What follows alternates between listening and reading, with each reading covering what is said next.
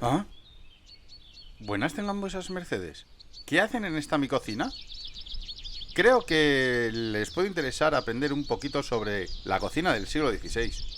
Bueno, espero que este humilde cocinero pueda hacerles llegar la pasión que siento por esta cocina. Así que nada, lo primero para empezar en la cocina es ponerse cómodos.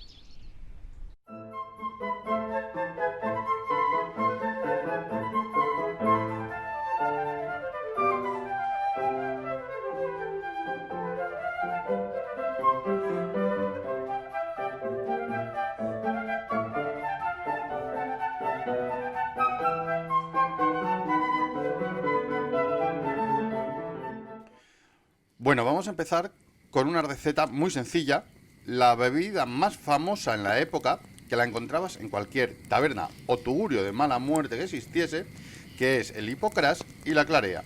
La base es la misma. Partimos de un vino. Para el hipocrás tinto, para la clarea blanco. La clarea la vamos a endulzar con miel, mientras que el hipocrás lo vamos a endulzar con azúcar. Aunque, bueno, lo siento mucho. Este azúcar a otra época creo que no ha llegado. Bueno, vamos a empezar con el hipocrás.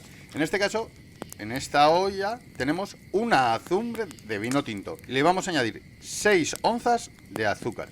En este caso, para que sea un poco más fácil, lo vamos a partir un poquito para ayudar a que se disuelva y ya está. Y ahora viene la parte más complicada, que son las especias. En este caso, vamos a echar 5 partes de canela. A ser posible que sea en herdama, siempre que podáis, ¿vale? Igual que el resto de ingredientes. Vais a echar 3 partes de clavo. Y luego, opcional, puede ser la nuez moscada como especia. Y luego, siempre me gusta, le da un toque muy especial, echarle una parte de jengibre. Siempre fresco. En la medida de lo posible, evitad echar especias en polvo, porque vais a tener que filtrarlas. Os va a costar más y probablemente queden más residuos y más pozos si las dejáis descansar un poco en una botella, estas bebidas. Por lo cual, así os evitáis que haya que filtrar en exceso, que perdáis el tiempo. Esto simplemente lo pasaremos por una manga, lo embotellaremos y ya estará listo para beber. No nos tendremos que preocupar nunca más. Así que ahora lo llevamos al fuego. Iremos vigilando, iremos controlando y en el momento que rompa a hervir ya estará listo y lo quitaremos. Bueno, mientras se va haciendo lentamente el hipocrás en el fuego, vamos a seguir con la receta de la clarea. En este caso vamos a poner en esta olla una azumbre de vino blanco. Vamos a coger una libra de miel, se la vamos a echar.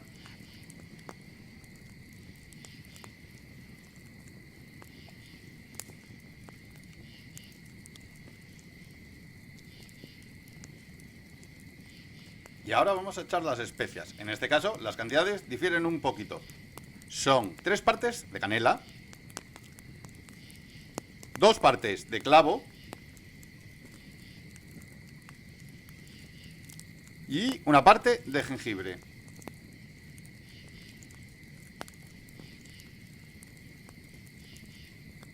En este caso, debemos tener más cuidado con esta bebida que con la anterior, ya que no queremos que hierva mucho.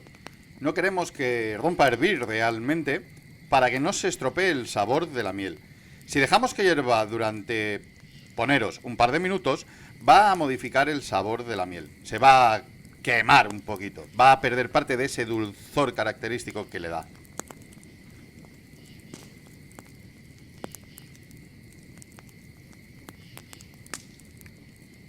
Vale, para filtrarlo, en este caso hemos decidido coger este recipiente.